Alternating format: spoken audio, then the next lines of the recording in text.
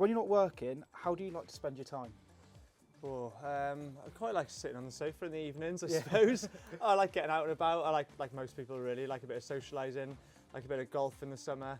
Yeah, taking the dogs out for a walk, just all the standard ways to relax in life really, yeah. What's your favourite Christmas film? Oh, I think probably growing up was probably Home Alone. 1 or 2 or 3? Well, do you know what? I actually used to watch Home Alone 3 all the time as a kid. Yeah. But I'd say like you can't beat the classic Home Alone 1, can you?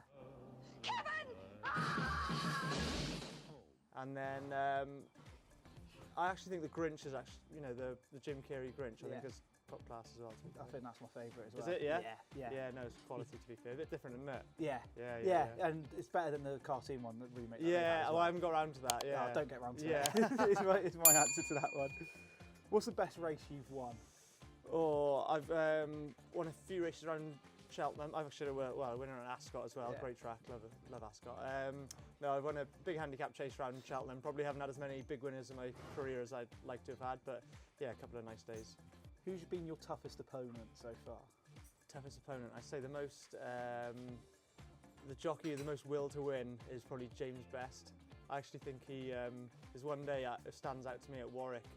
We were upsides in a close finish and he was roaring at his horse so loudly that I think it gave my horse the extra momentum to get over the line and beat him. So he gets quite into it, he's quite passionate jockey, yeah, so probably James Best. What has been the toughest part of your career today? I suppose like any job really, there's times where it's a bit of a slog. I don't think anything in particular. I think it's just you grind away and you have your ups and downs, but yeah, nothing, you know, I've had a fairly smooth, nothing no too big of dramas or anything, so yeah. Has there ever been a moment in your career where you thought about quitting? Many times, yeah. I was quite late into the sport, so I didn't turn professional until I was 24. And it took me a couple of years after that to really get going. And I've probably been on I've almost done my whole career on like a 6 or 12 month basis, like never taking it for granted and always just reassess in 6 months time, 12 months time, if things dry up for me a bit, you know, I think of another career sort of thing. So it's funny because I came into it quite late and it took me a while to get going. Yeah, I'm always thinking like 12 months ahead, thinking, you know, let's just reassess to see where we are. So yeah, that's how it's been for me really. What was the race when you were younger that you always wanted to win? Oh, Grand National. Yeah? Yeah, I'm from a horsey background, but not a horse racing background. And the Grand National was the only race as a kid that I had any interest in. I remember the Grand National meeting would start on a Thursday and it'd be on a Friday, and I'd turn it on and I'd be like, oh, what's this? This is crap. This isn't like, where's the Grand National? What's this boring stuff before it? So I was obsessed with the Grand National and nothing else in racing. So yeah, that would be, I think that's the race that breaks through, it transcends the sport, and yeah, I'd probably love to win that race more than any other, I think. If you had a film made about your life, which actor would play you? Which actor? I don't know, someone told me I look like Eddie Redmayne the other day. Yeah, that's it. Yeah, just a few freckles, I think. That's about it, yeah. So not a bad actor to have either. Yeah, play your life. Yeah. So maybe him, just, you know, probably call it the life of a moderate sportsman, and yeah, it'd be brilliant fun.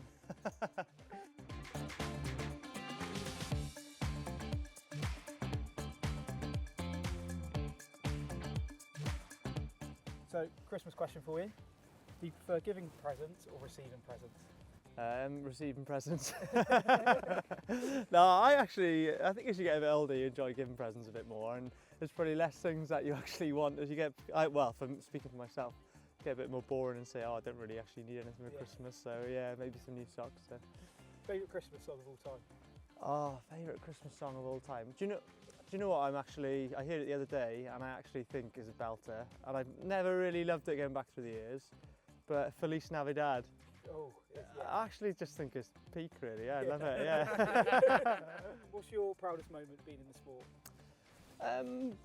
Probably not one sort of win or anything. I think it's just carving out a career and hopefully just getting known by a lot of people in the industry and hopefully respected by a few along the way as well. And just I think sort of actually having a career as a professional sportsman is something to be a bit proud of, really. Yeah. And then, if you weren't a jockey, what would you be? I've probably come into the autumn of my career now, and I'm looking to been doing a bit of media, well, social media stuff. I'm probably going to try and carve out a career in that way, in some sense, I think, yeah. Yeah, so we've got a couple of questions on that. So how did you get into creating social content? Was it? I think it's always tied in with my personality a bit. I've always, back when, do you remember Vine back in the day? I actually used to send my friends Vines, so I thought I was like, I spotted my talent there. And then, no, I'm really joking. And then it was a couple of things actually. We had a runner in the Grand National the year before last, and I decided to, we had a over a standard amount of media exposure. There's no British runners in the race. We had a grey horse, and we were a bit different because we don't have a runner in it every year. But a lot of media exposure, and I decided just to give that a bit of energy and get stuck into that. And then off the back of that, the Jockey Club asked me to do a video every week last winter, and I did a Jump Jockeys Derby promo video at the same time. That got quite well received, and sort of snowballed from there really, and yeah, just proactively pushing it more and more. So one of the bits of content that we did enjoy watching was you visiting Royal Ascot last year. How did you find coming to Royal Ascot? What was the experience like for you? Yeah, it was great fun. I was actually quite busy working, trying to get the video shot really, but I think it is my first ever day at the races as a spectator, like a proper job. I'd never been to Royal Ascot before, never been flat racing before. You know what? This place is actually alright. The goal is literally right there.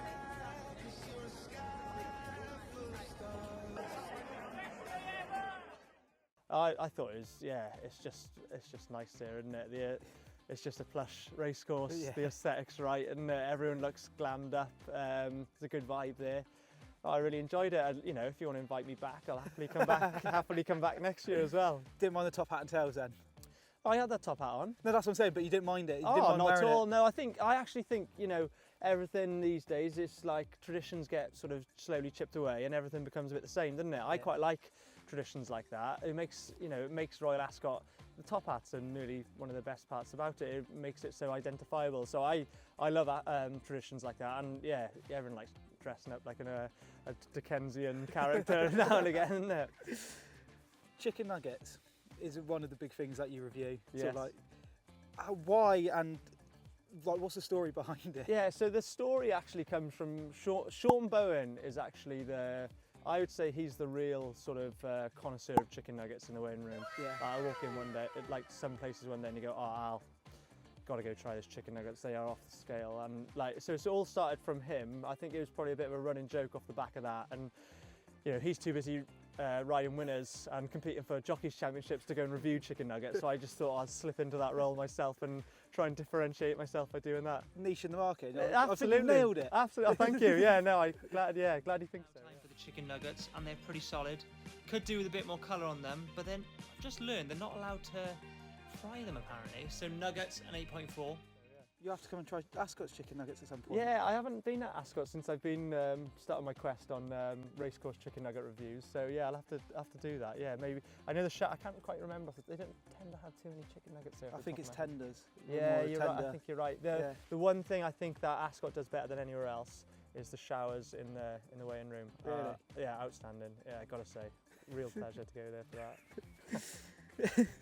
Talking about Ascot, you've had one winner at Ascot on Point of Principle. That's right. Do you remember how much of that race do you remember? Yeah, I remember it. I remember it well actually. It was quite a number of years ago now. I don't tend to have too many rides at Ascot. I don't tend to have too many runners there. I actually beat a subsequent Cheltenham Festival winner, Damned Company of JP McManus and Barry Geraghty. I thought I lifted the horse home myself. Really beat Barry Geraghty by a head. Thought I gave it a beast. So yeah, I remember it well. Yeah. One of my favourite days in the saddle. Yeah. Who is your best friend in horse racing? Probably Conor Ring. Yeah. So Conor Ring, I think of him differently because he lives down the road from me, rather than so we wouldn't be so pally at the races as much as at home. But yeah, me and Conor Ring, we go out for our weekly pint. That's probably stretched to now a monthly pint because life gets ahead of you sometimes, doesn't it? But yeah, me and Conor Ring go back a long time, and yeah, great friend of mine.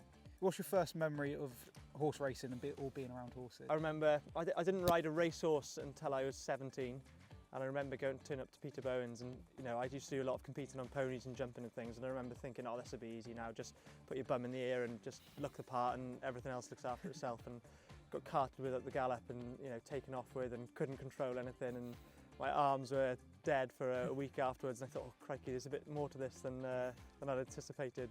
That's been the trend ever since, really. If you had to describe yourself in 3 words, what would they be? Yeah, a bit of humour involved there. Yeah, I get called dry sense of humour sometimes, so a bit dry maybe, or sarcastic's probably a better way of saying that. And then, yeah, it's probably only 2 words for you. I'll have to draw it there. I can't think of anything else. What's your favourite part of a Christmas dinner? Oh, it sounds quite niche, but I actually love cranberry with turkey. Yeah. Cranberry sauce, yeah. Yeah. So, but the roast dinner's just works so well because of every component, and Yeah. I mean, do you know what? I tell you what's overrated though? Pigs in blankets. I knew you were going to say pigs in blankets. I can't have them. Everyone rates. I love the name, the branding's exceptional, but I just can't have them. I'll eat them, but I think the fuss is it's overdone really. Last question for you then is, when you retire, how do you want to be remembered? Yeah, hopefully I'll be within the industry, so I'll be won't be forgotten, I suppose. But just somebody who, just worked hard to become a jockey, and just somebody who wasn't too much of a clown, who could ride a bit, and just had a steady career, I suppose. Brilliant. Thank you. Yeah, brilliant. Cheers. Bye.